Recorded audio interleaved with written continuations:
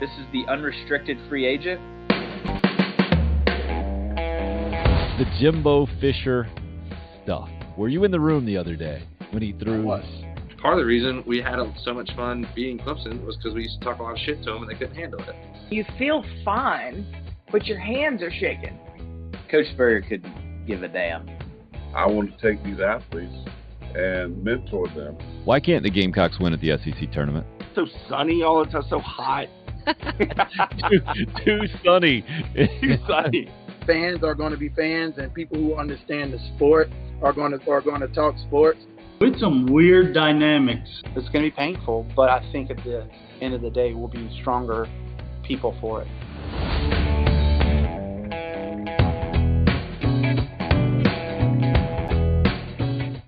Not to overhype it, and yet trying to convey enthusiasm, excitement, optimism, the whole thing, right? Kind of like Christmas Eve-ish, but then the other side of my brain goes to, well, football season doesn't really start when practice starts, right? Practice? Gamecock football. About 24 hours from now, we'll be getting after it on the practice field officially for the first time in 2022 in the fall, right? Well, a lot of things there. August 5th ain't the fall. Not even close. They've been working out all summer already. The NCAA has allowed coaches and players to prepare in the summers more than they've ever been able to. And practice is not the season. We get a game tonight, the Hall of Fame game in the NFL. But we all know most of the big-time players, if not all of them, will be on the sidelines. So I try not to overhype it too much. What did I read yesterday? And I think this was coming maybe from, this was a Vin Scully story. He said his wife always told him that if you're always talking about yesterday, that means you're not doing anything today. I try to also move that forward, right? If you're always talking about tomorrow, you're not in today. So trying to keep the proper perspective, but it's impossible from where I sit right now with college football inching closer and closer. Got media day officially for Gamecock football today, so you'll see a lot of Shane Beamer and company all over the place. Probably not saying necessarily anything different than you've heard them say in the last several months, even since post-spring stuff. But it's getting here. I don't want to throw a wet blanket on that for you. I certainly want to encourage enthusiasm. Impossible again to keep it in the right frame of mind or the proper one. I don't know how to say that even exactly. Jason, good morning to you on the YouTube live stream. Roger, hello, sir. And Anthony up with a good morning UFAs as well. The first few guys in here. Where's your enthusiasm or optimism level as it sits right now? Because I think typically I'm glad for Gamecock fans that they can join the most of the college football world that got kind of out of the dark cloud, the dark period of the end of the Muschamp era, and even the massive uncertainty this time last year of Shane Beamer going into year number 1. Now you've got a coach that clearly is moving the program in a positive direction, and that hasn't been the case in August for Gamecock football in, I think it's fair to say, 4 years at least. And again, going into this football season, I think you got to go back to 2013, last year of Jadeveon Clowney, since you could have as much enthusiasm going in. Maybe coming off the Outback Bowl win for Will Muschamp, if we try to remove everything that happened after that, and he's saying most competitive depth he's had, and things were moving in the right direction at that point. Yep, okay, maybe, but I think every honest Gamecock fan would say that they never felt as positive about Will Muschamp running the program as they do about Shane Beamer running it, just from a lack of baggage attached to him and previous head coaching stop and what happened with Florida and Muschamp. Also, immediately coming off the Spurrier era, you were comparing it to that, but now Shane Beamer has had the Muschamp buffer, right? 6 combined wins in the last 2 seasons for Muschamp, bouncing back, winning 7 games. You've had time to go through, almost mourn the bottom pitting out of the program in a lot of ways, and now on the bounce back. So that's where I see Gamecock fans kind of emotionally, the mentality as we sit here on August 4th, 2022, back to where it has been so many years, right? Where I think Gamecock fans got the reputation compared to other fan bases of, August, they're going to talk themselves into a good season. It's going, no matter what, you're going to be able to point to stronger positions, to specific comments by coaches or players and say, yep, this is really going to be a thing, and I'm expecting this. And then sometimes that would just continue to build and get a little ridiculous through the years. I think in a lot of ways, Muschamp killed that just because of who he was, who his offenses were, and what happened there especially towards the end. I think it's back to a certain degree in a healthy way. Some, of course, taking it too far and getting on the keyboard and saying, oh, yeah, it's going to be a tremendous year and definitely second in the East. And watch out, Georgia, that September 17th, noon at Williams-Brice. They're going to – okay. All right. Easy. But welcome back, Gamecock fans, I think is how college football can kind of wrap its arms around the entire fan base and say, come on back in, man. High tide is over. The family's heading to the beach here soon, and we won't be doing a show tomorrow. So maybe I have that on my mind as well. That dangerous rip current, you don't have to worry about that now. It's calm. The water is good.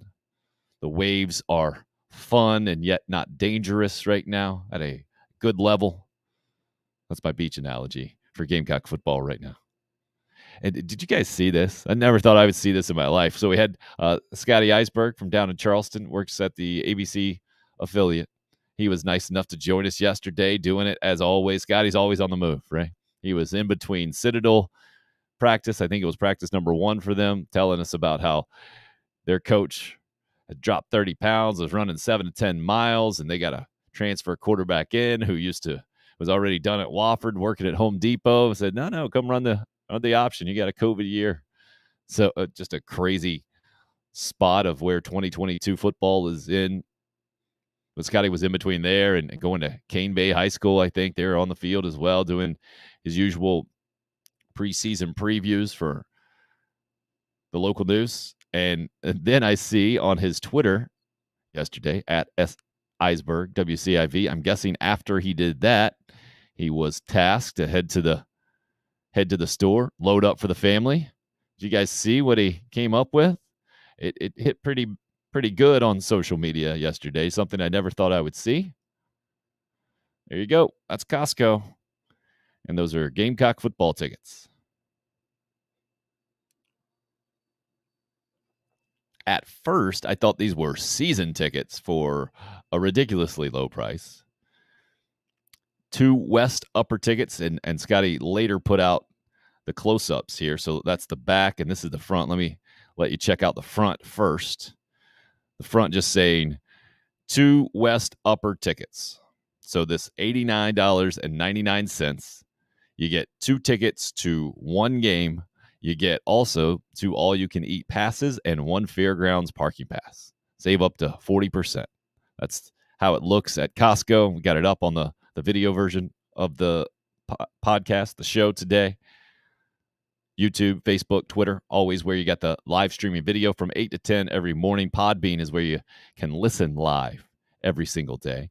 But again, so $90 for 2 tickets in the West Upper. It's from, and I'm going to show you the back here. This is where you get the rest of the info.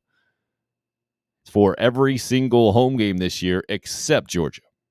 It shows you the calendar. It highlights the games. It's got 6 games on there. Carolina's got 7 home games. So Georgia's the only one that you cannot purchase these tickets. And then you got to go, I guess, online, the Gamecock.com. You redeem your ticket for the game that you want, and then you're pretty good to go. It says tickets will be mobile tickets, accessed through the Gamecock's mobile app. So you got that thing up on your phone, and you're good to go. And it's any section there in the West Upper, but based on availability when you go and you click the right buttons through the Gamecock app. Fascinating to me, but that's where we are in 2022 as we sit here on August 4th. Roger says, a coworker I saw in passing yesterday at Shift Change said, I think we're going to be pretty good this year. I think that kind of is a sample of our thoughts right now. And compared to last year's, it's good. Anthony weighing in, saying that's not a bad deal. Man, for a Texas A&M game, for a Tennessee game, you pay $90 all in for a couple of tickets, a parking pass, and you get some kind of food. I have no idea if that all you can eat, how that actually works out in real life, especially with concession lines being what they are sometimes. But crazy just that it's on display there at Costco. Everybody see, that was a Costco in West Ashley down near Charleston. Let Scotty put it up. So just wanted to throw that out there, just something I had never seen. And I think maybe taking a lot of people by surprise that is an option. I never would have known that. Interesting flexibility though, right? That one, you could go ahead and turn it in for game number 1. I guess you could also wait and see how the season's going. See if you want to go see it. The other game times are not announced outside of the home games with Georgia State and Georgia, the 7:30 season opener, and then the noon game 3 on September 17th. So you can wait to see game times. You can kind of, I'm assuming if you bought that yesterday, you went online, you got a chance to get a ticket more towards the 50-yard line. Section 305, I think it goes 301 to 309 up there in the West Upper. I would think that's how that works, or maybe closer to the bottom. Anthony says, I sit in section 6 season tickets. Don't want to know what I got to pay. I hear you, Anthony. You could always think of it, though, as your donation to support the program, right? That mindset is kind of shifting, and we'll talk more name, image, and likeness details with someone who's kind of in the mix in a professional kind of way coming up in a little bit. Going to have agent / advisor Lee Long on with us today. So it's always been, I feel like, and my dad's been a season ticket holder forever, so kind of seen it through his eyes, that you're doing what you can to support the program, right? Then the athletics department, the Gamecock Club, they have that kitty of money, that pot, and they can do with it what they want to there, what they need to, and you're part of that foundation. But now with name, image, and likeness being a competitor to that, you can still think of it that way, but you also have another option, right, to go straight to players, which it makes, it's a brave new world in that way. Roger says in September, I'd have to make that a night game. LOL. Yeah. September noon games. You better have a plan. You're headed to Georgia. Sunscreen, shade, air conditioning, spots to get to, hydration plan. You need to have all that in the mix to have anywhere close to a pleasurable viewing experience. September 17th, noon. Maybe the game will help. It reminds me of Brandon Bennett going up over the top. What was that, 94, I think? I always get the date wrong. It might be 92-ish, somewhere in there in Athens. Day game, hot. I think it dumped at halftime real quick, a quick shower at halftime, and then steamed up after that, if I remember correctly. Just so hot. But probably the most significant game watching in person that I've ever seen. Fantastic. Other stuff going down yesterday besides Gamecock tickets popping up at Costco. NFL is appealing the Deshaun Watson ruling to themselves. So weird. And this is I've talked about this before. It's always struck me as odd. Anyone that is involved in, I guess, when the diagnosis of something is also attached to the person who's going to fix the issue. This became really clear to me when I was trying to sell my house in Columbia about 6-7 years ago. My first house. So, relatively inexperienced with the process of going to sell it now. So trying to sell a house for the first time. Foundation issues popped up, right? You got to get it inspected. The inspector finds foundation issues. So you call the foundation company out, and they're the one who basically writes their own ticket for how much they're going to charge you to fix the foundation. I was like, I don't know anything about anything.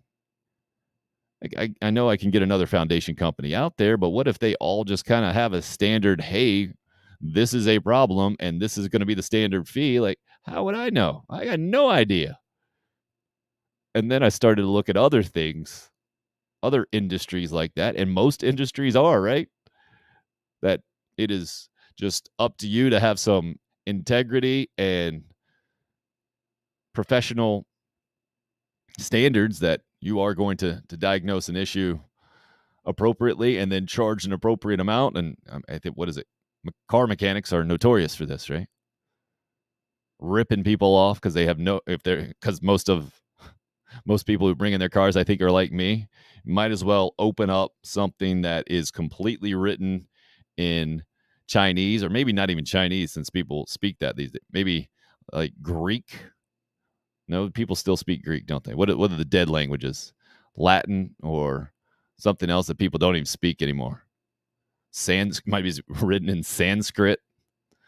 I got no clue. Papa Hood, just nothing. This NFL deal, I don't get, right? The NFL was they were arguing to this judge who they put in charge of making an independent decision. You had the Players Association, Deshaun Watson on one side, NFL on the other side. NFL pushing for an indefinite suspension, at least a year, and a fine. Deshaun Watson over here saying, nope, wanting to play quickly, no fine. The decision was somewhere in the middle, 6 games, no fine, can't go to outside massage therapists. Now the NFL appealing that ruling to itself, basically, which most experts who follow this thing, I don't even know if you can call them experts, but most people who follow these type of procedures that have happened before, right? Disciplinary issues with hearings and rulings, saying yesterday, at least what I was reading, that the NFL's decision even to appeal this means that the suspension is going to be more than 6 games. What a mess. Absolute mess. Yeah, 93 Labor Day, maybe? Okay, might have been, Roger. I guess, and we're looking, yes, it should have been an odd year because you alternate, and I don't think that has screwed up since all those years ago. If it's a home game, Carolina and Georgia will be playing even years. If it's an away game, it should be in Athens. I think that's how that goes. Let's see, home game 2000, right? That famous Quincy Carter game. Yep, so that sticks. And Roger sticking with his September night attendance. Smartest thing Darlington ever did, install lights, race at night. Hear you.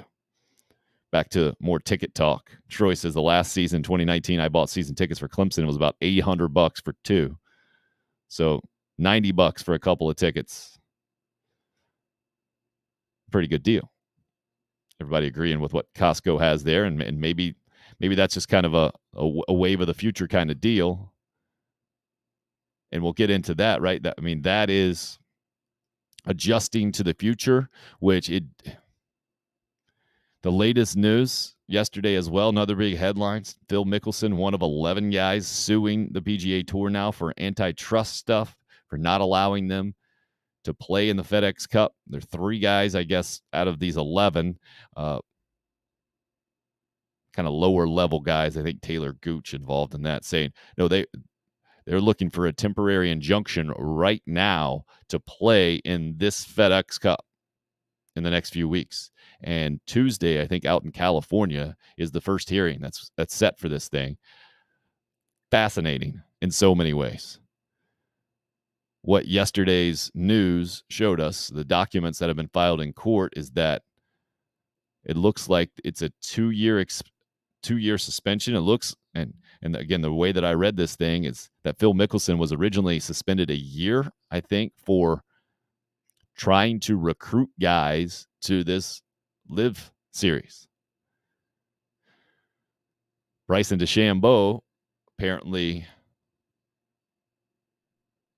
disciplined by the PGA Tour for talking about his positive experiences with people from the Live series. That sounds awfully extreme and messed up, and it's not a good look for the PGA Tour, right? On the other side of things, I get it. You have a tour, you have certain rules. If guys want to go outside of that, then there have to be consequences. So I am all for competition. The show is unrestricted free agent. I'm certainly not for just monopolies everywhere and one big entity ruling over and telling everybody how it's going to be.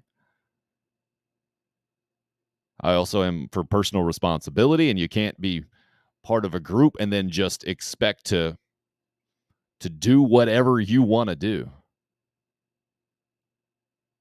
Right? No rules apply to you kind of thing. You can have your cake and eat it too. So I definitely can see, I forget, I think one PGA golfer said that specifically on social media yesterday. It's going to be fascinating to see how this plays out legally. I don't get into the antitrust type deals, and I'm certainly no legal expert when it comes to that. So I can't break that down for you legally. I think, thank goodness.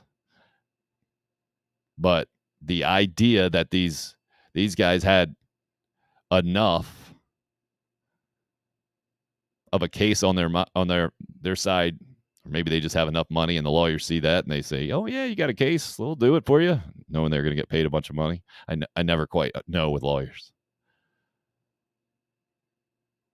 But I don't know what kind of case they have when it comes to antitrust issues, not being an expert there. But just the fact that that's where we are with this thing. Again, I don't think the PGA Tour is going to come off looking the best here. It seems to me the more and more that comes out about this, and maybe it's just because the PGA Tour was the only entity there and they seem to be cruising right along, but they seem to be taking down a peg every time I read more about this. The idea of not allowing players to talk about a competitor. That there has to be something wrong with that, doesn't there? That just doesn't seem right to me. One other headline to hit with you today. If you follow women's basketball at all from the college perspective, awful news out of UConn. Their best player, Paige Beckers, torn ACL, out for the season.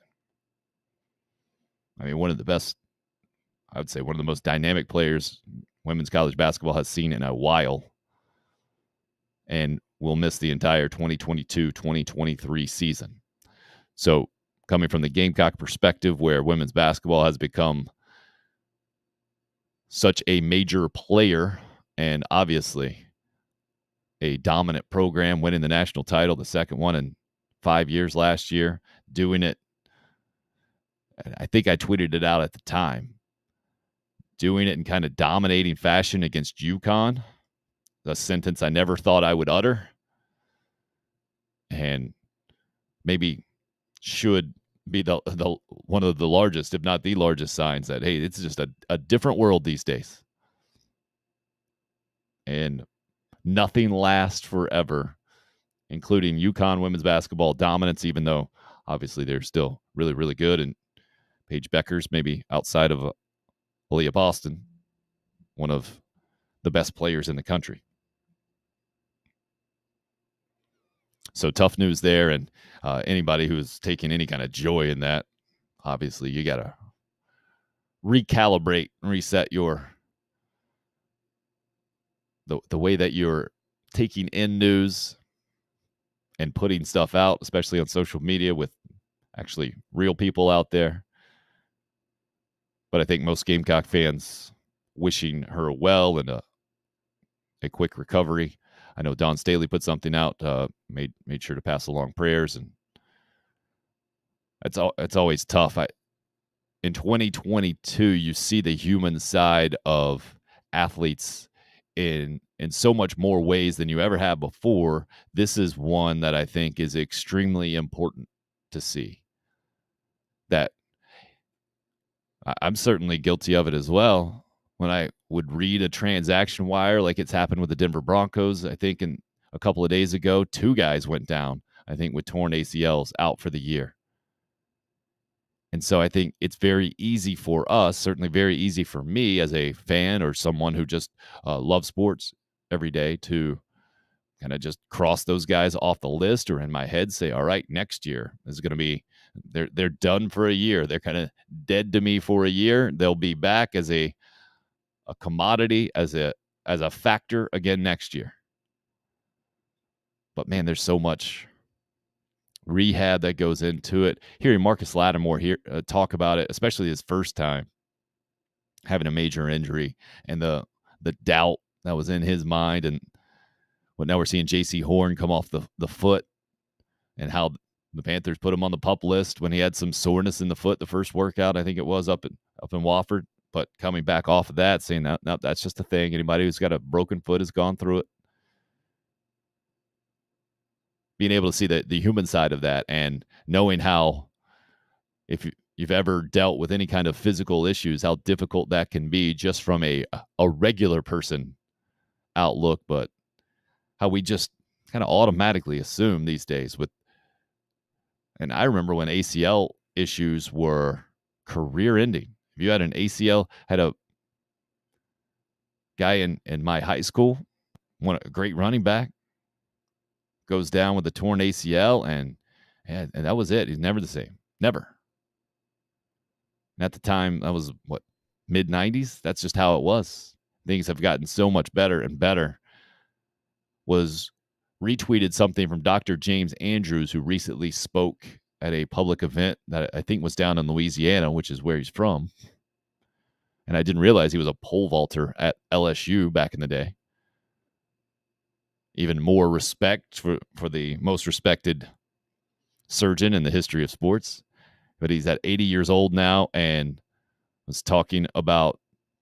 was warning, I think, parents to give athletes breaks, and I guess was talking about a recent basketball player who showed video of, was kind of hobbling around after 7 games in 2 days. Said that was his grandson, who had ended up with an Achilles injury from overuse. Try to spread that message as often and as loudly as possible, because it's such an easy thing to do, I think, for parents and athletes to get caught up in the push to get better, to improve, to compete, and not have the perspective of, he said, yeah, you need to have 2 months off, ideally 3 to 4 months off for these kids. No organized activities, just stretch, lift, but not to continue to use the same muscles in the same way over and over. And this is why other experts out there also always endorse playing more than one sport, and what you get from that. Every college coach out there, I think, that I ever hear about is always talking about that too. So trying to help spread that message. But bringing up Dr. James Andrews because obviously surgery and then rehab is on the way for Paige Becker, the UConn star. Roger said prayers for her. Like watching her play. Man, she's tough and kind of does it unlike anybody that I've ever seen before. Just not going to be overly athletic necessarily, just almost a Larry Bird type game. Relentless at basketball. Just a great basketball player. But the point of the Dr. James Andrews stuff is, I mean, the list of guys he's operated on included Michael Jordan, I think, through the years, and now at 80 years old, continues to do it, and still team doctors, I think, maybe for LSU and the Washington Commanders now, mentioning how difficult it is from a team doctor standpoint. You can't be a fan. You got to make sure you're just looking at it from a health standpoint. Any Given Sunday is a classic reference on the other side I have in my head. James Woods, who's the kind of the evil doctor in that movie, who's always basically just doing whatever the organization tells him to do and shooting guys up with stuff that not good for him. Then seemingly you got Dr. James Andrews kind of on the other side of things, but still putting the warning out there, man. The recommendation, the advice out there, at least 2 months off, ideally 3 to 4, where young athletes get a break. Speaking of that, we'll take a quick one here. A week from tomorrow is when the Charleston Gamecock Club will be kicking off their preseason event. Still a few tickets down. I know there was an internet issue for ordering tickets yesterday where the system was down for a few hours. It's back up and rolling, as I've seen. You can check out Charleston Gamecock Club on Twitter, Facebook, if you want the exact link. Here was their president, who was on last week, giving us the preview of the party, and especially for where the proceeds of all money generated will end up. These events are a big party. They're a lot of fun, but they are a fundraiser at the end of the day, and it goes right back to the student athletes, and that's really the most important thing. And again, if you're interested in buying a ticket, you're interested in sponsoring the event, just hit Jen up. The email is charlestongamecockclub@gmail.com, and you can go to their Facebook page as well. You just search Charleston Gamecock Club. It'll pop right up. You'll see all the information there. So appreciate Jen and her time from last week, and I know that event is really close to being sold out. Still a few tickets left at last check. Just wanted to remind you guys of that. Gonna switch gears now, move into more of a baseball conversation, and doing that with someone I actually crossed paths with up in Greenville. Our kids playing in the old Coach Pitch State Tournament. Lee Long and Jay Brown leading the Fighting Irmo team there. And Lee joins us now. Looking good there, sir. How are you this morning? Great, man. How are you doing? Doing good. Thanks for hopping on with us. Yeah, I got the bar open already. I didn't realize that was behind me. Maybe I'll turn this a little bit. Oh, man. That was a great feel, especially for a morning show. I love it. Yeah, up and out, boy, let me tell you. Nice work. Lee, you've been kind of inside baseball for how long now? Have you been on the professional side of things? Yeah, so after playing at Wofford, I finished law school in 2001, and believe it or not, represented my first player in 2002, but got involved heavily and really, substantially involved in 2006. And so 2007 was my first draft that I had. Legitimate prospects. I had a young man who was an absolute stud named Brandon Waring from Airport High School, who was hit 27 home runs that year at Wofford, and that kind of propelled me to really be able to launch into that career. Was fortunate the next year to pick up Jordan Lyles, who at the time wasn't ranked in the top 500 anywhere, and I just kept watching him, going, this guy looks really good to me. And sure enough, he ends up being a first rounder. And we were sort of sitting on pins and needles the other day, thinking he may get moved. He's in his, believe it or not, his 11th season in the big leagues, which is a pretty special thing to get over 10 years. And so that goes back, 15 years? Right, no doubt, man. Man, I hadn't heard Brandon Waring's name in a long time. I remember seeing him play at Airport back in the day, and then obviously a tremendous college career. Jordan Lyles' career kind of speaks for itself, for sure. So since you've gotten into it, 20-ish years, right? I guess at this point, how have things changed from your perspective, from the player, the management, the entire deal? Just let's stick with pro baseball for now, and then we'll get into the college pro transition. Yeah. So let me shut this. I like it. Oh, there you go. Much better. Yeah, Tim, it's just like college has. The pro game's changed tremendously. I had the opportunity. I joined with an agency. I was on my own for many years from until 2015, and Palmetto Sports Management Group, and I joined with a group out of Dallas, Texas called Ballinger Group back then, and I've been with them for the last 7 years. And one of our, I guess, elder statesmen in the group is a guy named Jeff Boris, who just happens to have the unfortunate same sounding last name as another guy in our industry. But Jeff, in his own right, it would be on the Mount Rushmore of agents. There's a show named called Arliss that was kind of based on Jeff, and he did the famous Bobby Bonilla deal that we just celebrated. Bobby just celebrated his check again about a month ago, and has done many other deals. He represented Conseco and Barry Bonds, and has all kind of stories about the Bonds stuff and Conseco days. But one of the things he'll say is he hasn't really done much on pursuing amateurs or signing new clients in a long time. He's more of a does a lot with arbitration and contract negotiation on that side of things with me. But he'll say, guys, he'll talk about being able to just go to a AA stadium and pick out the best player and go take them to dinner that night, and they don't have an agent, and away he goes. And when I first got into it, we could find players. I could go to a SEC tournament and see several really, really potentially high draft picks, and none of them would have advisors. Now it's hard to go to a high school game and the parent to the left fielder thinks their son needs an advisor, and so there's an advisor on every corner. I always ask people, what it takes to be an agent in baseball. Now football's a little different, but in baseball, they'll be like, oh, you got to be a lawyer. I was like, no, you just got to have a client. You convince somebody to let you represent them, and you are now their agent.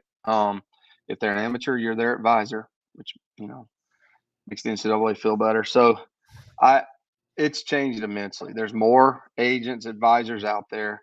There's more moving parts, and the introduction of the NIL piece has just added a whole new element. You're seeing guys go to college, stay in college, and transfer based on a big portion of that is based on the expected return from their NIL opportunities. Yeah, the Gamecocks recently getting 3 guys back who were drafted. It was 15 rounds and Sure. on. So, from the outside looking in, I say, well, maybe that would have happened, but I can't ignore the NIL piece of that. So from where you sit, man, what does name, image, likeness mean in college baseball right now? Because I don't think most of us, people who yap about this every single day, thought it would have any kind of major impact on baseball, especially at this point, kind of still early in the game in name, image, and likeness. But when I hear a guy like Stuart Lake, who's heavily involved in all kinds of aspects of baseball these days, tell me that it's real, and then I see what LSU's done here in the last few weeks, it's hard to ignore or hard to imagine that name, image, and likeness hasn't played a major role. Man, you saw how they cleaned up in the portal at LSU. It's no coincidence. Look, Jay Johnson's a great recruiter, tremendous recruiter, and so it's not taking anything away from his ability to recruit. He went out and somehow convinced Wes Johnson to leave a pennant contending Twins team to come be his pitching coach. And, that speaks for itself. And then added Josh Jordan, coach from Duke, who has a long track record of being a tremendous recruiter. But then you also put the weapon of, they have some very, very wealthy, interested parties who are very motivated to see LSU back on top in baseball. And there's a reason why they've gotten those guys in the portal. But I'll give them credit. They've been creative, too. I'm wearing a Marucci hat. And, there's thoughts that they've even, Marucci's even gotten involved because they're based down there and, done some things with some folks, as some of their bigger guys that have come in that might even be more like long term to even make a bigger splash. Look, every team in the SEC, and I'll give the South Carolina coaches credit. When you evaluate what they've done this recruiting cycle, if you want to call it that, which is kind of a new thing with the portal, they were playing a little bit with their hands behind their back. I'll just be completely honest. They haven't had the same kind of luxuries from NIL perspective that other places have. But they worked hard to improve that. And, I'll give credit. There's a couple of collectives out there. JC Sherbert and has got one. And then you got the Garnet Trust one. But, I think JC has more of a focus on baseball and some of these other sports that maybe don't get the same play that football and basketball do. And, I tell people all the time, you can impact baseball greatly with way less money as far as NILs go.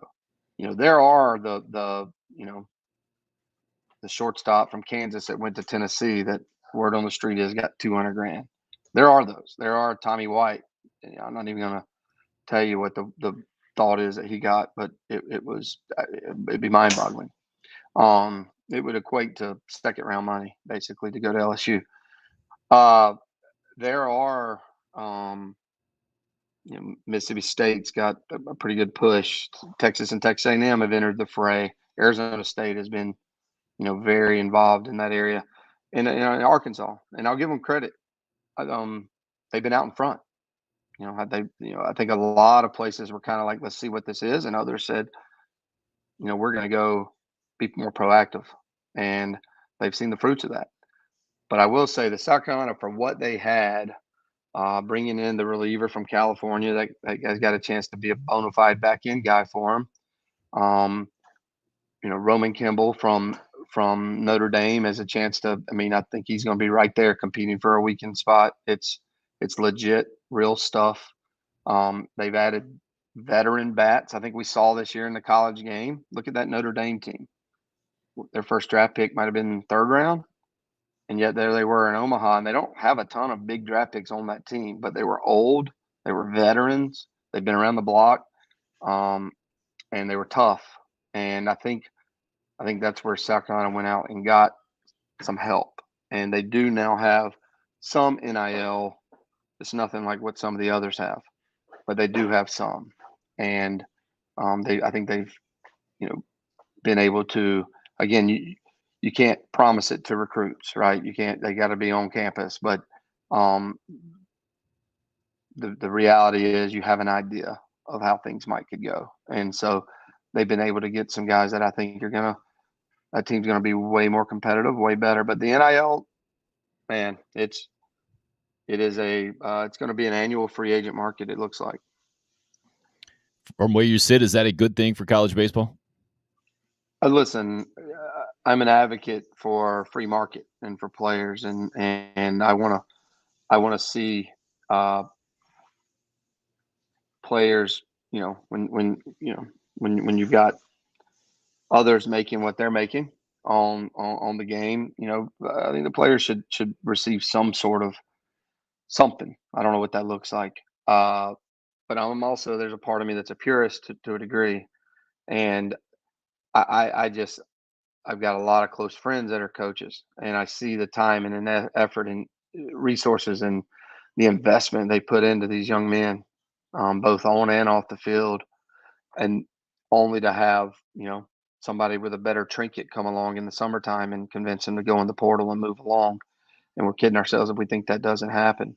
I mean, I'm really concerned. So do I think it's better for college baseball? It's hard for me to say that, because I think parity is a good thing. And I think you're really about to see a haves and a haves not. And it's going to be incredibly difficult for the non-haves. I don't even think it's all the Power Fives. Obviously, it's 40 schools to remain relevant and compete. And just yourselves in the position of a mid-major, let's call it, head coach. And you do a great job. You out scout, you recruit, you are early offer, you get that really talented Friday night guy as a freshman on your team. Are you comfortable sending him to the Cape or to Team USA, where he's going to be around guys from all these other schools I just named, who are going to be like, hey, my coach said if you wanted to talk to him, go in the portal. He might have $75,000, $100,000 for you to come down there. Right? It's just it's introduced something that I don't think was intended. I do think they've got to find a way to get a handle on it. And the one thing I do think people are, and a lot of these kids are not thinking about as they're running out as freshmen, is, you only get one of these. You transfer once, and then you're stuck, right? Unless you're young enough to go back to JUCO. And so, they run out to the best NIL deal, and then it remains to be seen what happens when, the guy that's kind of funding that collective, all of a sudden you've got $100,000 sitting on the bench because it turned out to not be as good as we thought. That happens all the time in pro baseball. Now what? Or that guy goes to 5 points and finds himself in trouble and is suspended. Now what? And those are the interesting pieces. But I do think that players, especially in a sport where it's a joke that they get 11.7 scholars. That's just an absolute criminal, borderline theft from these players. I do think they need to be able to be rewarded, and it has helped the coaches. Like let's use South Carolina. When a guy like Wimmer ends up coming back, who I think they had a decent handle on that, but I think for a long time they didn't expect that. Maybe you've spent the scholarship money, but you can go to that collective and say, hey, we've spent the scholarship money, we need to replace it. And you actually have an avenue by which you can do that now. Look, Vanderbilt has been doing this for years, not the money part, but they've had this endowment where they wouldn't even necessarily use all 11.7 athletic scholarships, but they'd have 25 guys on full rides. This is even the playing field a little bit. I'm sure those folks probably don't like this at all. But I'm afraid it's going to create further separation from the haves and the have-nots, or have-nots.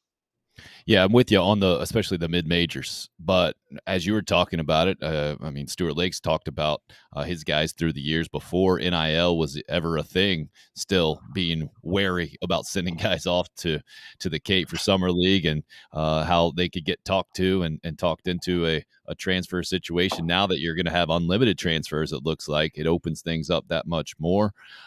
I'm of the mindset, Lee, that hey, look at the Yankees. Every year they don't dominate Major League Baseball. They do seemingly go after the biggest guys and have the most money and the whole thing, and yet that doesn't automatically equate to winning games or winning championships every single year. It does give them an inherent advantage, but you're going to have guys coming to schools for money, and then you're just going to have other issues, I think, in a lot of college locker rooms.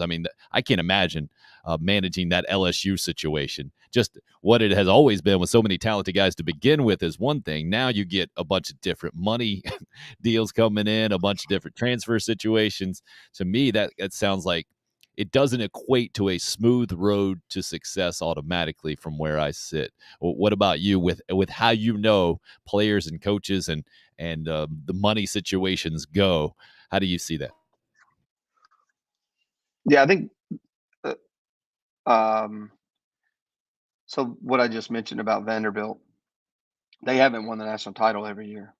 They've been very good, and they've had an inherent advantage. Nothing against them. It's the setup they have as a private school and the endowment they have.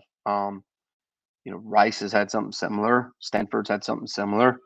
Virginia, and so there are schools that have had this, and some of those you've heard their names a lot, and they've been to Omaha a bunch of times, but they haven't always just won. Tim, I'll tell you, I don't want to name the school or the situation specifically, but this year, this very year, one of the best teams in the country had one of the best players in the country as a freshman right before their conference tournament go to the head coach and said, I heard from my friend that you met with X player from another school who's in the portal, and I heard you offered him X, and you told me when you recruited me that I was going to be the highest paid NIL guy here. And that's why I turned down X amount in the draft, was to come here, and that was part of it. So I'm going in the portal and I'm transferring. I'll even tell you where I'm going, which I did, unless you come up with another what equated to over $100,000 each year for the next 2 years.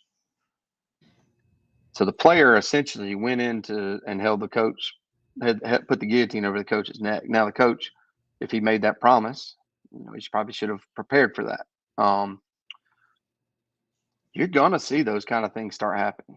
Yeah, and it's gonna be guy in the corner looking at guy, 3 lockers down, going, "How did he get more than me?" And managing that culture piece is gonna be very challenging. These guys have got to, I think you got to really, really, really build a culture that with guys that are true team guys that understand, and you're gonna have a few stars and just kind of build around them. Mississippi State, it's interesting because teams are figuring this out as they go. Mississippi State, I'll give John Cohen, he was way out ahead of this. Okay. And so they had a group, you can read about it, called the Legacy Group, that was formed, not from the school, but someone that used to work from compliance for the school, went to law school 5 years ago, and then all of a sudden came back and set up a NIL company just as it became past muster. And every kid on their baseball team, I won't say the amount, but received what I would deem to be a substantial amount of money. They just went, we're going to go flat across the board. Every kid that's on the roster is getting X amount. They're reevaluating that because they realize that doesn't do us any good. Now, listen, let me back up. If Landon Sims or Logan Tanner can go and get their own deal elsewhere, they could do that. But they made sure that every kid had a base. The problem is you start looking and they're like, if we could take X number of dollars from that third string catcher who could just be an expendable piece that we can rotate in and out, and put more, we could maybe grab this guy out of the portal. And so you're seeing teams have to reevaluate how they do it. Ole Miss is, believe it or not, doesn't have the same amount of money as some others, but they've been very creative. They've partnered with, multiple restaurants on the square and are creating, free meal plans and free housing, partnering with apartment complexes, et cetera, to do some promotional stuff in exchange for housing for baseball guys. So it takes creativity. It takes when you're not sitting in College Station with a bunch of oil money, pouring in, you've got to get creative in how you compete. And so I think we're going to continue to see that evolve, and you're going to continue to see coaches and teams evolve in how they manage their clubhouse. And those things will lead to have direct impact on wins and losses. There's no question. So I don't think it's just LSU go ahead and punch their ticket. They're the national champion next year, but they'll be preseason number 1, and they've got arms falling out of their ears. They lost 2 shortstops in the draft on at the last minute, the transfer from Baylor and and then Carter Young from Vanderbilt. And I know immediately a kid whose coach has no idea that he may transfer was on their campus yesterday. He's been in the portal, but he's been telling them, I'm not going anywhere. I'm going to stay here. Well, he was at LSU yesterday. He's an infielder, and all of a sudden they lost those two guys, and this kid's an impact player that's going to really, really damage his own team if he leaves, especially this late. What's his coach going to do? And so, but they've got money to burn because they had some invested in Carter and the other shortstop. So it doesn't equate to a guaranteed win, but man, it probably gives you a 20-yard head start and a 40-yard dash. It's a great way to put it, I think, and eye-opening for me as I listen to some of these details, and that this is reality now, Lee, is it's so fascinating in so many ways. So I guess maybe from a Gamecock fan perspective, if someone's hearing this right now and say, hey, I want to help, how does that work from an individual or even a business standpoint in the real world? Yeah, so one of the kids I advised up at Clemson when the coaching change happened, he wasn't in the portal, but as you can guess, he played on one of the national travel teams, and he's got former teammates all over the place. And there was schools offering anywhere from $30,000 to $75,000 if he were to go in the portal that they would maybe have available for him in addition to a full ride. Just absurd. And so I talked to him about it, and they have two collectives up at Clemson that are trying to help support. One focusing on baseball and softball, and then the other one is their big one, the Tiger Impact Fund. And so I reached out to them and said, hey, this kid's an out-of-state kid, and it's costing his parents $24,000 for him to come back again next year. And what do we do? And I'll give Clemson credit. They worked on the scholarship piece, and then we did what I would deem to be a fairly large, massive baseball NIL deal. So if you're, if there's listen, I reached out to several business owner friends, and I said, Josiah Seitler would love to come back, but he doesn't come from, and Josiah's one of my clients. He wasn't born with a silver spoon. He's had to work for everything he has. He is one of the best young men on the planet. He's the kind you want to marry your daughter, all those kind of things. And he'd love to come back, but financially, unless we can come up with some sort of way to support him, he can't afford it. I mean, really, his truck broke down a month and a half ago. He had no way to even drive to Swansea to go see his family. That's a reality. And so, when the Pirates came along so let me back up. So between those business owners, surprisingly, none of them, they're all big baseball supporters, they say, but none of them stepped forward. I was trying to compile something, and I'll give South Carolina credit. They did work with him to make it affordable. I don't think it was going to cost him anything to come back and put a little bit of money in his pocket from an NIL deal. But I was trying to help put more, and that's what it's going to take. It's going to take some, if you go to J.C. Sherbert's collective, John Whittle's doing a lot with it too. And Whittle be a good guy for you to have on to talk about it. You actually can direct, instead of having to go directly to the kid and do it that way. I mean, 100% showing 100% of the money going out, and they're working closely with these players and the guys on campus to manage that. And I know that they had a huge impact in some of the guys that came back that did not sign. That was a major thing. Now, fortunately, you know, Hicks, you know, I talked to the GM for the Orioles, and Hicks was a really big spike in their model. The Orioles are very analytically driven now, but I think probably undervalued as a actual prospect. Other than, man, this guy just checks every box on our computer, and so they did make a run at him, even more so than what Josiah signed for. But he held firm, and same thing with Noah, and I don't represent any of those guys. Again, I should say, those are things that were relayed to me. I don't know 100% of those to be accurate, but I do know if you're a business owner, there are avenues by which, and again, $5,000 could make or break a weekend starter. I mean, it's really, we're not talking.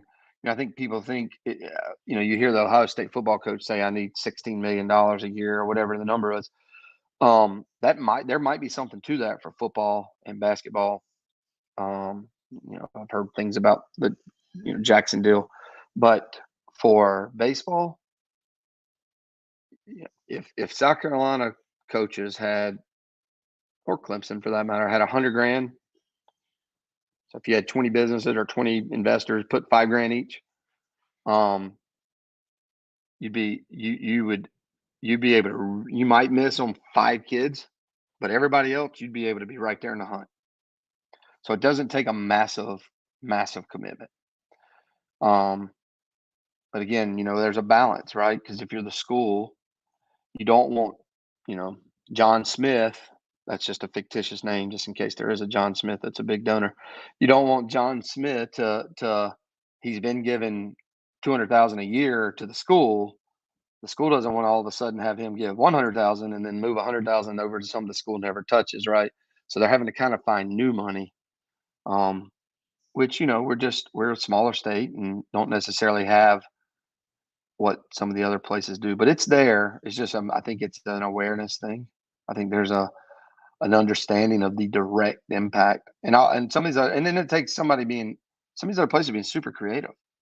So I mean, they're attaching some really neat stuff, like, hey, business owner, your kids, if you'll help us here, then your kids are going to be our bat boys, or you're going to travel with the team on a away series. Like, they're finding ways to make these perks to tie them together, to make it like you're not just giving money, you're also getting something that's to the school, to the person has value. Maybe the school doesn't really cost them anything for them to allow that. So they can get involved by going. The easy way is to go to a collective, like, and talk to a Whittle or JC Sherbert and say, here's how, show me how I can help. The other way is to, Instagram or however, direct message the player that you want to help. But, that could be, I would say getting some guidance from those tied to the program would be smarter. Anything a player receives, they get a direct message on Instagram from a guy that wants to send them shoes and do a deal. Anything they get, they send to compliance to be reviewed. That's a part of the process. Gotcha. He's Lee Long, advisor, agent, baseball specific for the last 20 or so years, and giving us some details about what's going down in the real world these days. See you, DC, weighing in with a little bit late to the party. Morning meetings with management are always fun. Yeah, glad you were doing that and not us, as you smiled on that one. Lee and York weighing in as well. You guys got any specific questions for Lee? Feel free to put them right in there, and we'll relay them real quick. And if you got a little bit more time, Lee, man, there's so many things that you've gone through that pop up, and I got so many questions in a lot of ways. Yeah, I allocated the full time for you, so whatever you need, man. And I've got, areas for me are I just had a fairly hectic, draft and trade deadline. I literally just came back from the Cape last night. I saw the Kimball kid that's coming here pitch 2 nights ago. I do represent some coaches as well, so I mean that's an area I'm pretty familiar with. But whatever, open book. Well, much appreciated. I guess as we are getting into the name, image and likeness stuff with baseball, and then how that fits in the larger picture, where are you just with that? I mean, the the billion-dollar question is, what can, if anything, the NCAA do to limit these pay-for-play situations? Because we all know what's going on. We all saw what Texas A&M did. We saw Nick Saban call them out, right? Technically, they didn't violate any rules unless they were just ridiculously dumb. But in the real world, we know that they were offering money and they got guys because of that.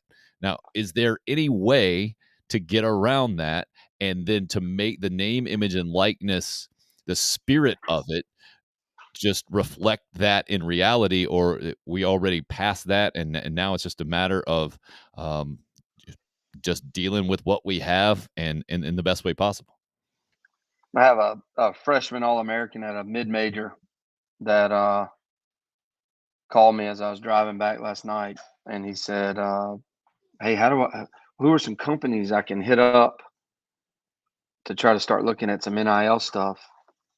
And I kind of chuckled, because I think that is the public's perception. The public, and I think that was the initial spirit, right? It was the initial spirit is the body shop that's in that community that wants to support that program and maybe get value by having, Michael Roth, who at that time come, speak for them or come do a signing or do a commercial or whatever. I think that was the spirit. That's not what's happening. And so I was explaining to him, I said, but it all the money that's moving around is coming from these collectives, which are they're not tied to the school, but they're tied to the school. Right. And so they're getting direction from whomever at the school. This is any school. This isn't South Carolina related. This is, hey, we've got 50,000. How should we deploy it? Now, at the end of the day, the collective makes the determination. So they could say, actually, we'd rather give it over here than over there. But it's not, that's different than what I think was envisioned when this was coming about. The envisioned was, I'd really like to have my company attached to Spencer Rattler, so therefore we're going to reach out to him and try to do a deal. And he never could do that in the past, and now he can. And we think that'll bring us a lot of notoriety, and so that's what we'll do. That's happening a little bit in football and basketball, but in baseball, it's not that at all. It is a group of individuals have pulled their money together, and they've got 100,000, 50,000, 200,000, whatever the number is. And then they're waiting, they're collectively, or their leader is talking to the coaches and saying, where should we deploy this? And it's being deployed some to the guys on campus, right?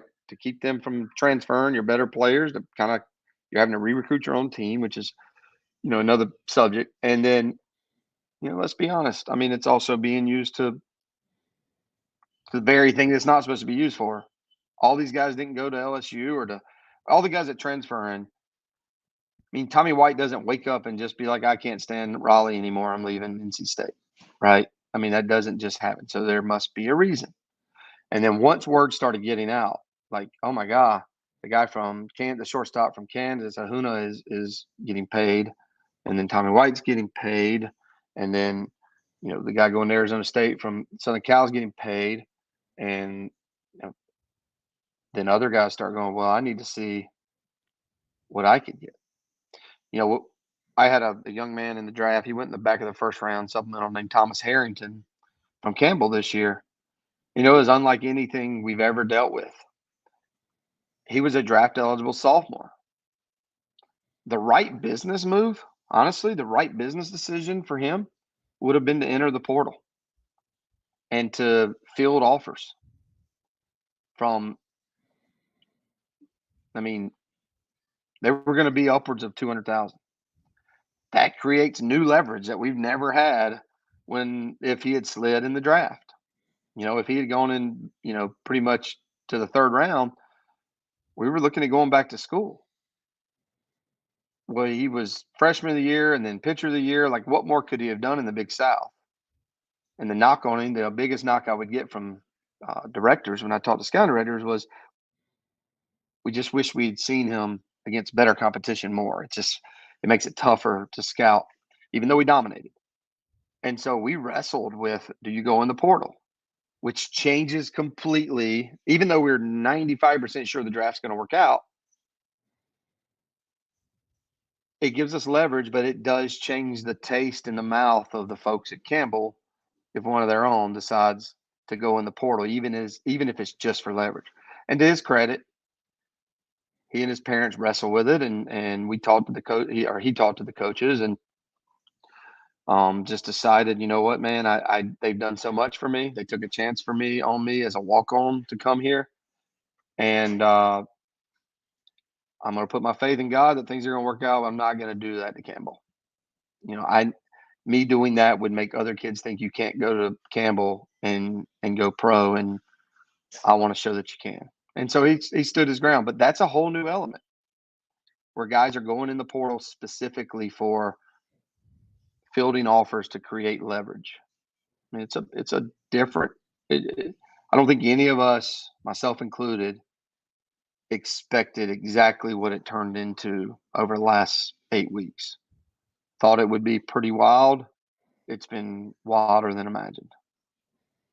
And it sounds like to me, though, that the ones benefiting the most are players in this instance, and maybe the ones on the other side of it that are having the toughest time with this in a lot of ways are coaches out there who don't have NIL resources like those 40-ish programs that you mentioned. Is that a fair assessment?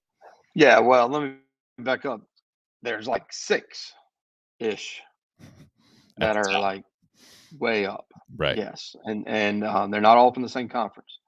And then there's, 35 that are kind of in this next grouping. And I'll give them credit. Yes, the players are benefiting. That it's showing like that they have value, right? I mean, the baseball coaching salaries are reaching new points that they haven't gone to before. And I had a long conversation with a mid-major athletic director about 5 weeks ago. We were looking at a renegotiation of his coach's contract, and he kept talking about every conversation he would talk, and then this is not a knock on soccer. My kids don't play soccer, but it's not a knock on soccer. But he kept saying, every time he talked about baseball, he'd say, well, my soccer coach this and my soccer coach that. And I said, the difference in your athletic program and the other athletic programs that have more prominent baseball programs? Their athletic directors talk about baseball in the same conversation as basketball and football. You're talking about baseball with soccer. Where's the College World Series every year? He was like, in Omaha. I said, where is the national championship for soccer held every year? And he paused. And I said, okay. I said, I don't know the answer, but my thing is, I don't know that you know it. And I guarantee you, if you walk into whatever your local gym is with kids playing basketball or your local ball field, a lot of people will get Omaha. They're not going to be able to tell you where soccer. So we got to quit thinking of baseball in the same context as soccer. So there's this shift that has happened with some places, and those places are seeing the benefits. And you're seeing that movement. And then there's others that are still trapped in it's not a fully funded sport. So therefore we put it over here with these Olympic sports. Gosh, I hope that changes. It looks like we may be headed to the path of more scholarships and more coaches, which has just been what a joke that you got all these kids out there and schools are having. I mean, I know of a guy who's taken a job at a school that as a maintenance guy, but he's going to be a baseball coach. But he's having to be labeled, and he's going to have to cut grass in the mornings, so they can find a way to get him there. But he's truly going there to coach baseball. But they're not allowed to have another coach, and they've already got their volunteer spot filled. Which is just a horrific term, and therefore he's coming on to cut grass. He's a maintenance guy, and it's such an antiquated system that I'm glad it's finally starting to get some attention. And one good thing the NIL is doing is it's driving attention to these situations. And so the players are there. The good players are benefiting. and even the mediocre players are getting some trickle down opportunities. And like I said, that young man at Clemson, his parents just saved $24,000 next year, whomever was going to end up paying that bill for next year. And on top of that, put tens of thousands of dollars in his pocket for under his NIL deal. So there are things, and he's a great kid and a great family, and you know, that should be the norm anyway. They should be getting a full ride. I played college baseball. No sport. Even the football guys and basketball team, and they'd always be like, God, do you guys ever stop practicing? I mean, baseball, it never ends. Football gets a break. They get to go to spring break, and it never ended for us. And it's the same way with these kids. Good stuff from Lee Long in so many ways. And as you were talking about the big picture there, you're talking about the massive amount of money that's involved in football, and baseball is on a much lower scale. So I'm wondering, are baseball coaches uniquely qualified to handle this in a much better way than these other coaches because of that 11.7 situation? They've always had to, in my opinion, kind of wheel and deal and figure out how to make their rosters work, not just from a talent perspective, but then from a scholarship money perspective. It's a great point. And I heard Stewart allude to it. I get calls routinely from coaches. They'll be like, hey, we've got this kid coming on campus. Do you know him? Do you know anything? Do you know who else has offered him? Do you know how much they've offered? Because they're trying to get as much information as they can, because if they can get the kid for 40% instead of 50%, that helps them with the next one. So, yes, I do think they have, and obviously not every coach is equal. Some are better at it than others. But they have had to deal with that, whereas, your other sports, your women's soccer and volleyball don't have to. They just say, hey, here's a full ride, or rowing.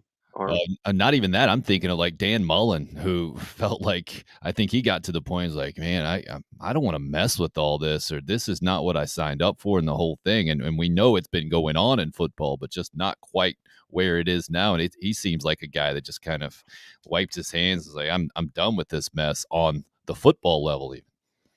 Well, I was meant to mention this earlier.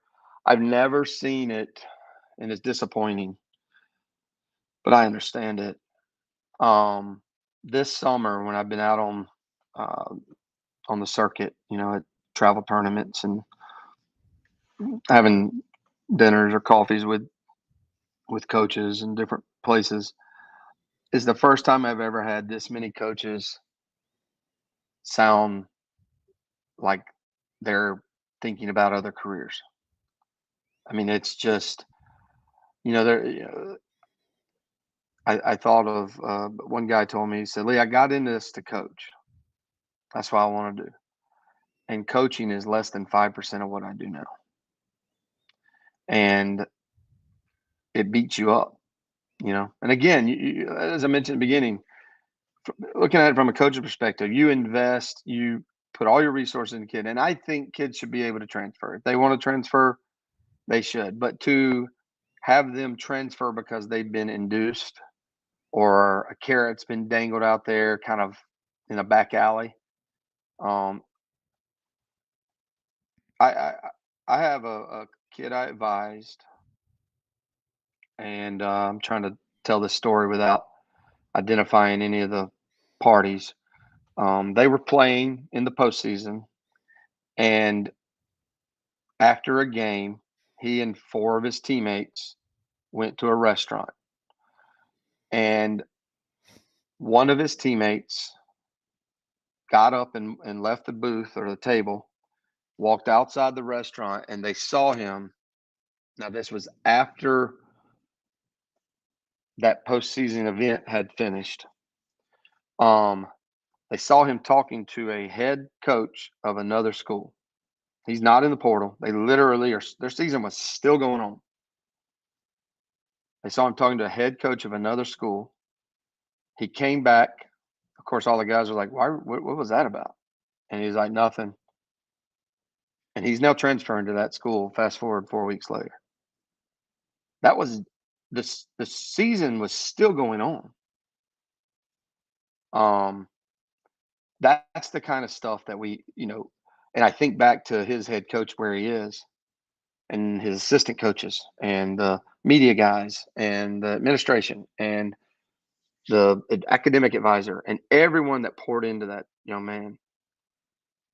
Look, if he's having a bad experience, if he's not getting along, if he's not getting playing time, all those things, those are all fair and reasons. Him getting convinced to come outside of a restaurant and meet with somebody who's offering him an inducement, even if it wasn't a specific thing, but hey, just wanted to tell you, you played. Depending on what happens at the end of the season, if you have a coaching change or if you're not happy, reach out to us. We'd love to have you here. We'd have plenty of things to offer you. I mean, that's clearly an inducement. That's not what this was designed to do. And that's the piece of it that is, I think that as I represent some coaches, as I mentioned, that's a challenging piece. That's a very, very difficult position for these guys to be in. But I think the toothpaste is out of the tube. You asked earlier, how could NCAA kind of manage it? Somebody smarter than me is going to have to come up with that one, because, I have some ideas, but I don't know exactly. I don't know how you put a toothpaste back in, or the genie back in the bottle, or whatever the term you want to use.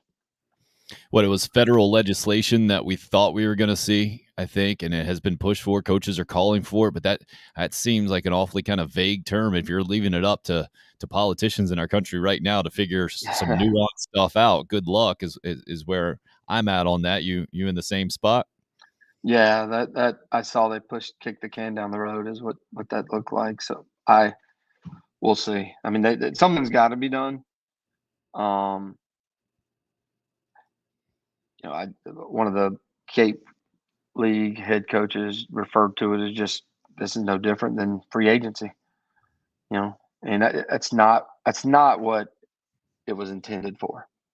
It was intended to help the kid at that school who had earned the right to be able to, people want to buy his jersey to get a little something off it. It was intended for that kind of thing. And it's turned into, we have found a path by which I've got this billionaire in my back pocket who wants to support our program, and he's just literally going to hand money to these people to come here. That's what it's turned into at some schools. Don't get me wrong. These other schools aren't not doing it because they've got some kind of higher moral standard. They just don't have the billionaire behind them that's willing to, break the money out for them. Yeah, to me, in my mind, the only way that this turns in the other direction and gets back to what the spirit of what it was meant to be is if schools start going out there and basically exposing the other ones. And the reason you're not going to see that is because then they can't do it, right? I mean, there's no way you're going to see that, or it would take quite the individual effort, I think, to make that happen. It reminds me of, I liken it to, we've had the big doctoring the baseball thing going on in MLB the last few years. And I used to, tell my friends, close friends, I'd say, every pitcher. I was like, watch them close. Every pitcher, almost without exception, has something on them. Hank. Hey, bring him in. More the merrier. More the merrier. Well, come here, Hank. Come here. Let me show him something.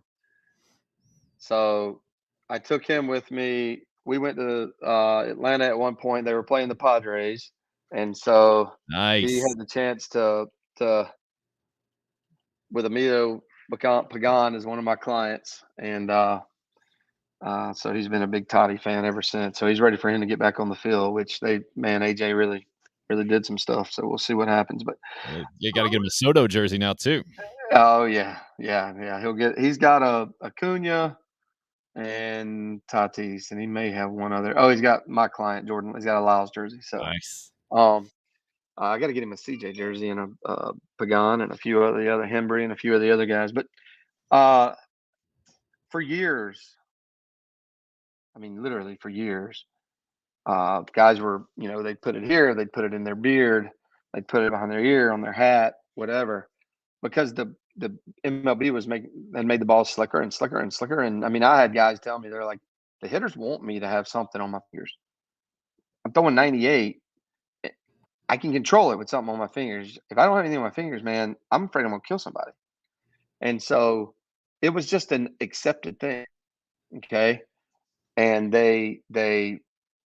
you knew that the other guys on the other team were doing it, and you weren't going to turn them in because you knew you had plenty of guys on your team doing it. Similar concept. And that would still be the case if it hadn't been all the other cheating stuff that happened, the Apple phone and the buzzer and the pants. And I mean, I could go on and on about some of that, but that stuff just kind of pulled the string, and it ended up capturing it all. That's fine. They needed to clean it up. I'm fine with that. But my point is similar to what you're saying. Teams wouldn't tell the other team because they were doing the same thing, or they were willing to if given the opportunity. I will say that there was a coach that met with a player before the player was in the portal at a major, top 10 or 15 school program. And I think word got out, and I do think some schools turned that one in. I haven't heard any results of it. The kid's still going to the new school. We'll see what happens. But that was a lot of chatter at one of the conference tournaments about having just had happen, which ties back into my other story from the kid that went in and said, I'm transferring unless you give me more money. Wow, what an environment right now for college baseball. Does this affect high school baseball at all? Yes, drastically, but not in the way you're probably thinking. You're thinking like NIL deals coming to the high school kids. There's a little of that. Not a ton yet, but there could be a trickle down here. But where it really affects it is not necessarily the NIL, but the portal. I mean, really, really good players are not going to get offers until probably their senior year. It's going to go back to kind of what it was when I was in high school, and maybe even you. The offers are going to come later. Not, you're not going to have the 2025 and 2026 offers coming out. Nick Shufo in the 8th grade, or PJ Marlando in the 9th grade, who's going to Mississippi State. Those extreme guys, you may still see get the early offers, but the really good player who in the past would have always gotten offers, they're gonna wait, because teams have realized there's so many good players that can't go into that portal, and they've seen it this summer. They need to have that money available so that they can go after those guys, and then they'll fill the gaps with whatever's left over. That's the one place, and I've had conversation with some mid-major coaches on this. That's the one place where the mid-major coaches might be able to find a path, is the bigger schools that know they'll have the NIL money and the stuff to compete in the portal world are going to pass on some guys they would have offered in the past. So now that mid-major comes in, swoops in, maybe overpays a little bit to get them there and get an early commitment out of them, and get some guys there that they might not have gotten before. That's one path.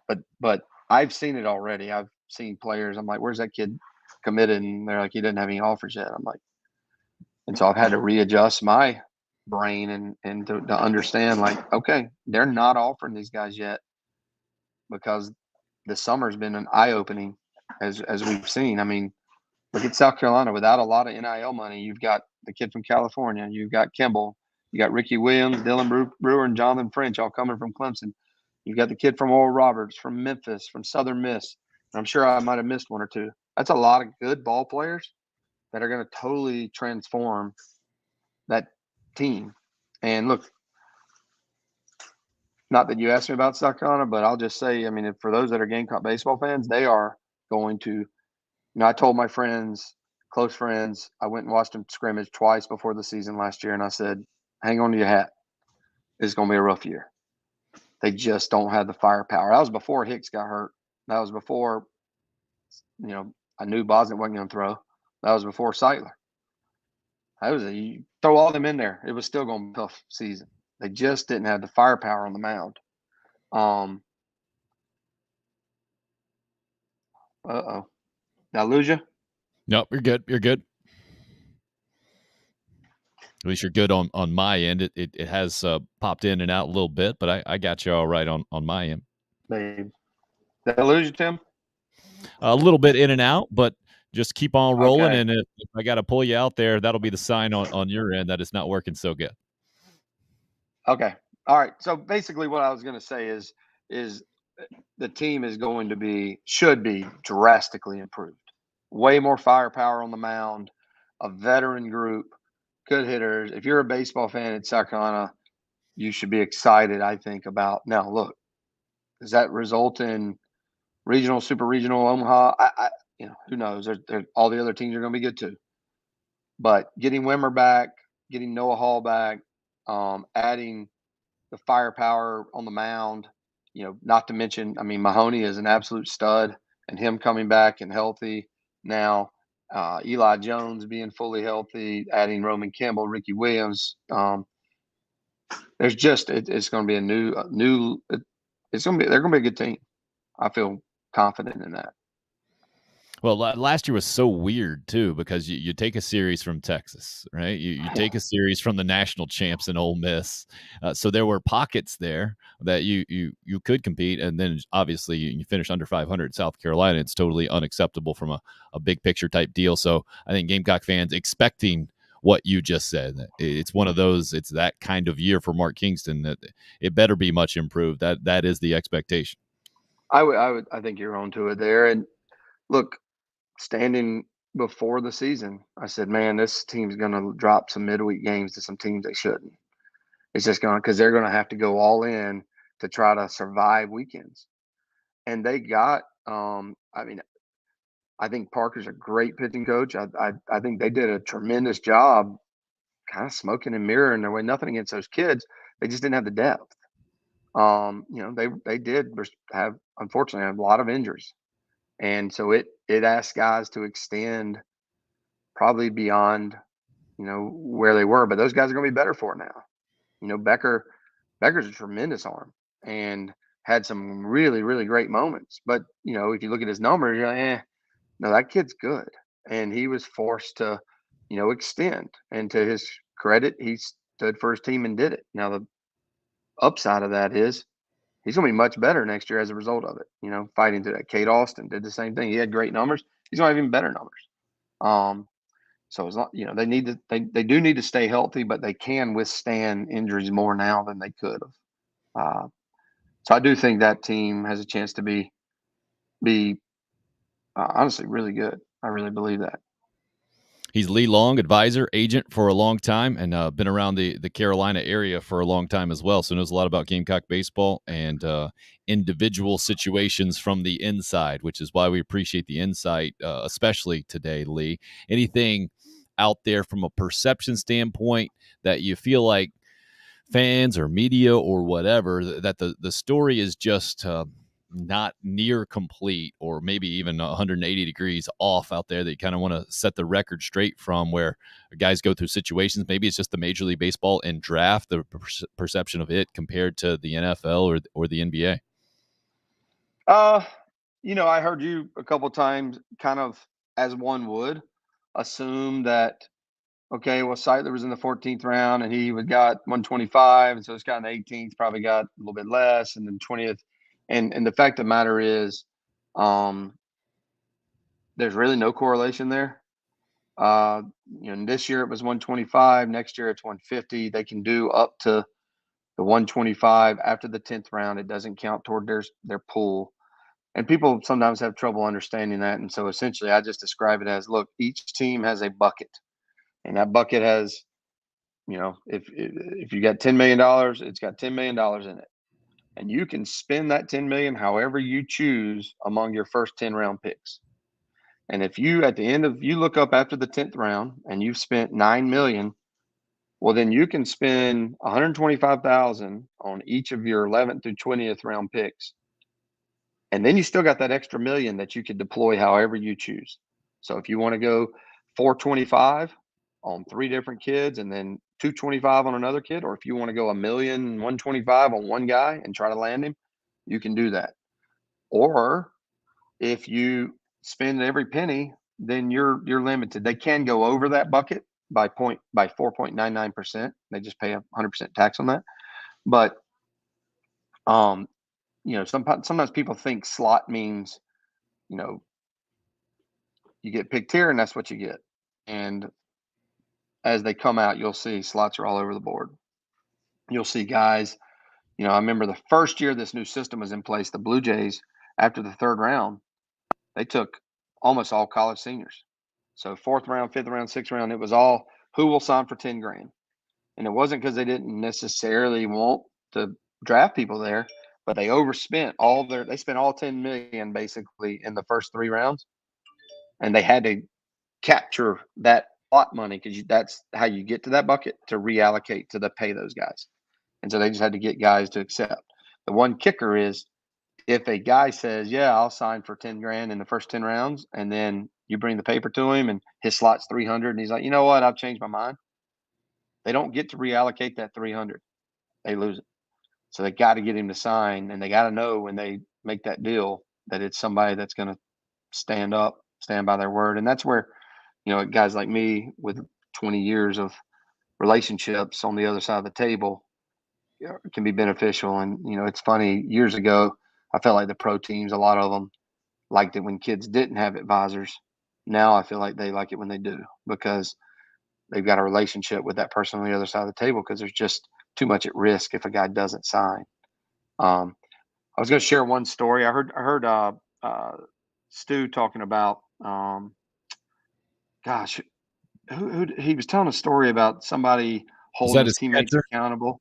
Yeah, it was his catcher in a scrimmage, I think. He had like a rookie ump back there, and he was evaluating the ump, and the catcher was showing the ump up, and then he had to read him the riot act about I did hear that, and that was great. It was I thought it was a big league situation where one teammate was maybe showing up the other teammate, and he was saying, anyway, whatever it was, it triggered.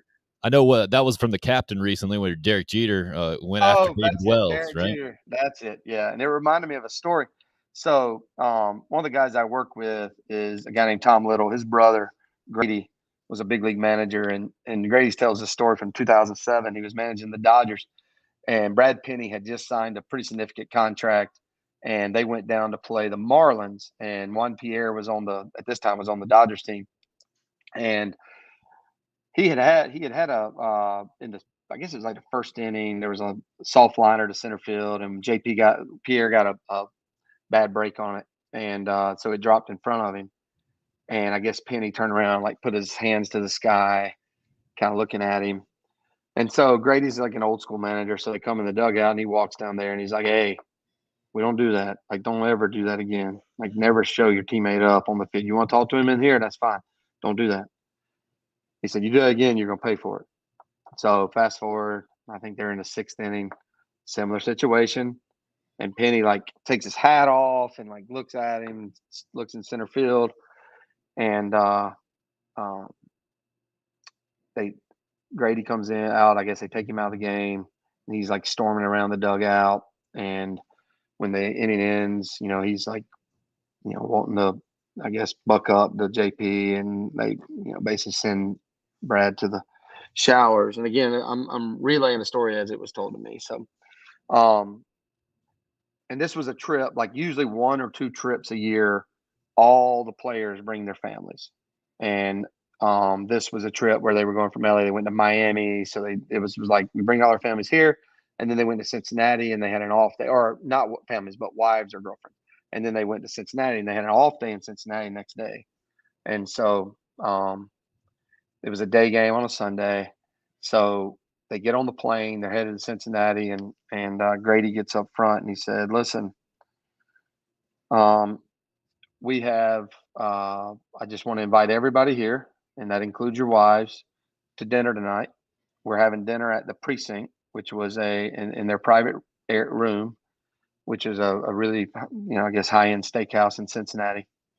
It's an old fire station. And it's open bar. We got an off day tomorrow. I want you guys to have as big a night. You get the biggest steak you want. You get to drink the most you want. And I want you to give a round of applause for Brad Penny, who's picking up the tab for all of us. $64,000 tab. Woo! So he never did it again, though. That was the last time. So that'll do it. I just assumed when you said he would pay for it, there would be a fine to some degree going the kangaroo court. But wow, $64,000 bill, great stuff. Yeah, he had just signed a really, at that time, a record-breaking type deal. So right, 8 figures, maybe even 9. Right, I remember. Yeah, I think it was. Yes. It was a significant deal. But yeah, I do think it's good for people to understand. One, you don't have to be a business owner. If you're just somebody who supports a baseball program and you want to help for the first time, I mean, you can literally A to B, or 1 + 1 = 2. Like, you can literally take 10 grand and have an impact where you may have felt like kind of lost in a forest before with that. So if anybody happens to listen and they want to get involved, they should. I mean, I would tell them, reach out. You can share my contact, but reach out to JC Sherbert or John Whittle or the coaches, or they'll find you on Instagram, however you want to get to them, and let them know, hey, I'd love to help somehow, and they'll find a way for you to help. We probably have to be like, not, you hear the term death by 1,000 cuts. We may have to be win by $1,000 $1 donations. It may take that, but it's doable for this program, and I've seen it. There's some other programs that are doing it. Clemson's got a new one that's focused on baseball and softball, and they're having some success with a lot of smaller donations. It was very impactful. It was probably the difference in keeping and losing one of their best players this year. Makes a tremendous difference. So I would just encourage people, if they support the baseball program, there's a way now they can do it and actually genuinely help. Is there a disadvantage to do it through the school's website? They set up the exchange, I think, recently. Is it from what I know, this is just still weeks old from where you're sitting. Is there, or maybe the better way to ask that, is there an advantage to go to specific collectives instead because it's already more focused, I guess? I don't know the answer to that. The collectives have been up, and that collective I mentioned has been up and running, and I know they've already helped. Gotcha. And specifically with kids. So I don't know how the school one goes. So I don't know that there's an advantage or disadvantage either way. I've just got the historical evidence of the way the one that's up and running has worked. Is there anything that fans should avoid in this process? Any warning signs or things to stay away from specifically? Yeah, I mean, look, you don't want to be approaching an amateur, hey, there's a really good player over at, X high school. Well, hey, instead of giving it to that collective, I'm going to go talk to that kid's parents and say, hey, if you go to South Carolina, you can't do that. Like, that's a absolute stay away from that. And, you can always reach out to South Carolina's compliance. That's why I do think going through one of these avenues is probably the safer option, to make sure because there are, like, the contracts have specific language that NCAA requires to be in them.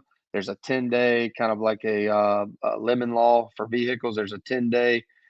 The player at any moment in that 10 days could just say, you know what, I changed my mind.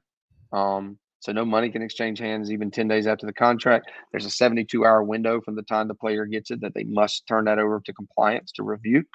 So there are, like, pieces in place that need to happen. If you try to do it some other way, you literally are going back to the old days of just trying to be the bagman. And, I think you want to steer clear of anything that would look like that. As long as you just follow the rules, you should be fine. But using the exchange or the collective is probably a safe bet to kind of protect yourself as somebody who's just trying to help. And I know the broad questions, especially from your perspective, can be just nearly impossible to answer, seeing it, all the different examples. But overall, name, image, and likeness, if you were to go back before it was put out there and you had the opportunity to say, no, we're not doing this because you know what you know now, would you say that we're better off for it in general or worse off for it in general at this point? Well, I advocate for players. So it'd be hard for me to say we're worse off. I do like players being rewarded as I feel like they should. I don't know, Tim. It's a hard one to answer. What I would say is I would have put some more parameters around it. I think now we have, whether that's, a max per player, like you can't do more than, and I get that flies in the face of free market, but it is, there's a reason why the MLB, has luxury taxes and things, which I'm not a fan of, but in an era where we don't have true free agency and we don't have arbitration systems and things in college baseball, then I think there are places that they could have tightened things up to, I mean, you want some parity. I mean, I think seeing the same. I know for me, as a big college football fan, seeing the exact same teams every year in the Final Four, it's not must-see TV like it once was for me. I still watch it and whatever, but Cincinnati getting in there breathed a little life into it, until they couldn't do it. But I worry that we could see at the beginning of the year there's now we're narrowing down 16 to 18 teams that really have a chance to Omaha, unless you catch a Villanova or something basketball run. Right. Just very just a lack of parity. Man, I'm hopeful that baseball is just such a weird game and is so different than the other sports in that way that it can remain interesting and you get a different mix, and maybe even those underdog runs from that we've seen in years past to Kent State or Fresno State or whatever it may be. Those were fascinating at the time. Maybe they're even that much more fascinating now, knowing the financial situations that the big boys find themselves in. Vanderbilt has been there, like you mentioned. Stanford and Rice, they've had those opportunities, and now it's kind of times 10 or 100 or X, I guess, for a lot of programs. But I'm hopeful that baseball is it's hard to screw up in a lot of ways from where I sit, Lee. And you just showed us your son there. He popped on. He's got his jersey. My son's same age. They love it, and it didn't take a lot of convincing for me to get them to love it. I think there's just something about the game that it's hard to mess up, even as much as we've tried in so many ways. I'm hopeful that will continue on from a baseball perspective, and then from the market perspective of this NIL thing. Are you hopeful or optimistic that it will kind of even itself out years down the line or a few years down the line? Because that's where I'm hoping this will go. Like you mentioned, the challenges of throwing every single player on every team, that's already being reevaluated in one program and the whole thing. I think it will. I think there's this is sort of the extreme, and I think we'll see a revert back somewhat to the median, because what's going to happen, right, is it's got to be sustainable. The rumor is that there literally is a guy at a program who I've mentioned already, but a program who said, and he's elderly, and he said, before I die, I want to see a national championship. You got unlimited resource, do what you got to do, and just tell me how to fund it. And maybe they win one next year, and he says, all right, I'm good now. And then they, or you're going to see some people that ran out really hard, got money out, and then people are going to get fatigued on giving back every year. And so there's going to be a slowdown, or you're going to say, I gave you $100,000, you got that player and he stunk. And so I don't trust your ability to evaluate. I mean, there's going to be that. Look, the one thing we know is baseball is an arms race. And so you can do all you want with all 1 million players, but if I can get 6 really good arms, or even just 3,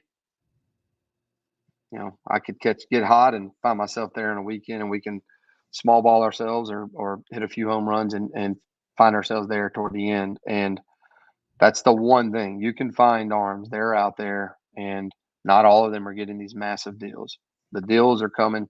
Literally, I bet you could count on two hands the number of kids that got six-figure or more deals. So, while I'm talking about it like it's this dramatic change, it is.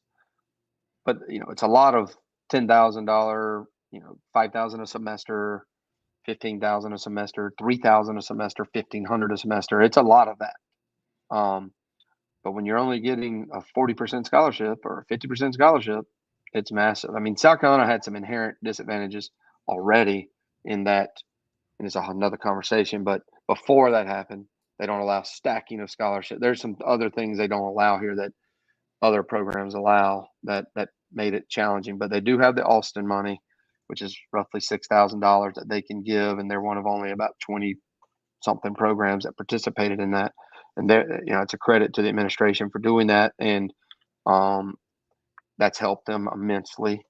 Help them with adding that to the baseball scholarship money that they can give. So I do think we'll see a revert back somewhere to the middle. But like I had a coach at a pretty large school in Texas tell me we're in the fray and we got unlimited money.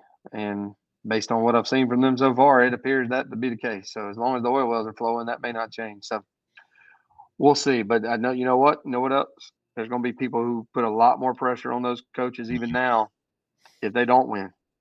I give $250,000 and y'all didn't win. I'm calling the AD and saying, what are we doing?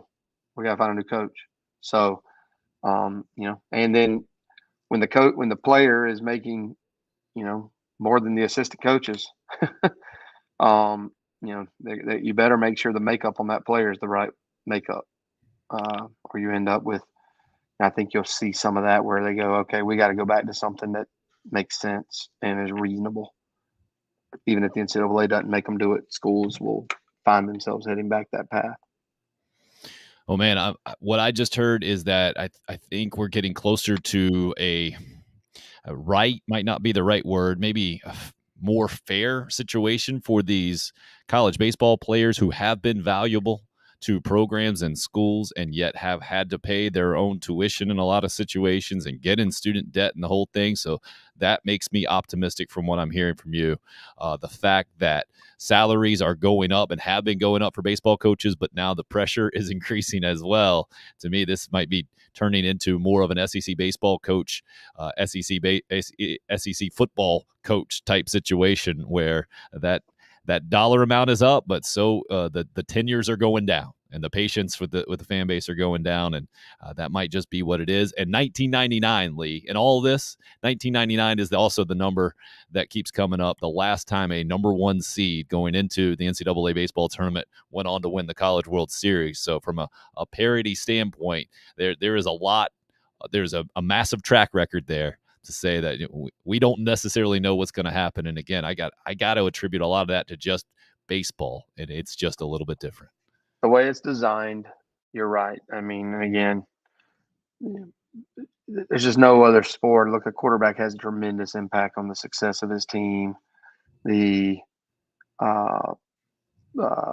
really good point guard can have a ton of impact, a good goalie in soccer or whatever, but nothing can have an impact that I can think of in a team sport the way a pitcher can in a baseball game. So you get a really good arm on the mound, and if he's good enough, you can at least guarantee you a tie. So yes, the game is designed such that parity should exist, and what you just spoke to is part of what I think has helped this game grow. The college baseball game has grown tremendously. I mean, you can think back to, when I was in law school, I remember driving to Camden to go to some sports bar called Gadgets or something, or Gidgets, or I don't know. Anyway, it was some sports bar. South Carolina was playing at Georgia Tech in a either regional or super regional, and we didn't have CSS or whatever the channel was. They had it in Charleston. We didn't have it, but they had it over in Camden. And so some buddies, we drive over there and watch it at this sports bar to watch them play like in an afternoon game in a regional. Think about that. To now, every single regional, super regional game you can get, through your computer or the apps or whatever, if not on broadcast TV, or on ESPN, one of their channels. It's the game has grown, and I think the parity's been a big part of that. And I hope we don't see that change drastically. I'm with you on that, man. Appreciate all the insight. It's been fascinating in a lot of ways. Agent advisor Lee Long, and all your 20 plus years experience now and everything you've seen and where baseball is. Love to have you back sometime. We'll get an update on this thing and see where it goes. Yeah, we can, we didn't really touch much on the draft or the MLB trade deadline or any of those things. So glad to talk about any of that stuff at some point if there's an interest. But anyway, thanks for having me on. Absolutely. And always got to compare coaching notes as well. Yeah, we got those going into the fall. So between flag football and kids coaches pitch and kids golf and kids football and daughters cheerleading, we got this house is moving. I can tell you that. What, you don't have a 2-year-old in the mix, right? So you're good. No. Good. 12, 8, and 7. Yeah. We're out of that stage. Just know that I'm sitting in my garage. The trash can's not too far away, and those dirty diapers don't get better smelling. They just don't. Yeah, I'll send you some. I'll send you a treat off this bar cart behind me here and help you get through those mornings. Sounds good, man. Lee Long. All right. Talk to you again soon. Really appreciate all that insight, because it's impossible to know the real effects of the name, image, and likeness stuff specifically. And to get a guy who's gone through it for so many years on the baseball side, where it's much more complicated moving from college baseball to pro baseball because of the minor league system, because of you think the NFL draft's a crapshoot, and it is, especially with quarterbacks these days, right? Just look at the Carolina Panthers, a couple of top picks, Sam Darnold and Baker Mayfield slugging it out just to see who's going to get the starting nod, and they both seem pretty uninspired right now. And you got Matt Corral as a 3rd-round pick. I think a lot of people are maybe hopeful that he can be a guy just because he hasn't failed in the NFL yet. We haven't seen him throw a bunch of interceptions like the other 2 guys. But the NFL draft is so much of a crapshoot. I think you got to multiply it times about 50 when it comes to the Major League Baseball draft. And you used to have the 40 rounds or the 40-plus rounds. At least they've narrowed that thing down to 20 rounds now to make it less of a cluster. But now you factor in the name, image, and likeness leverage for guys.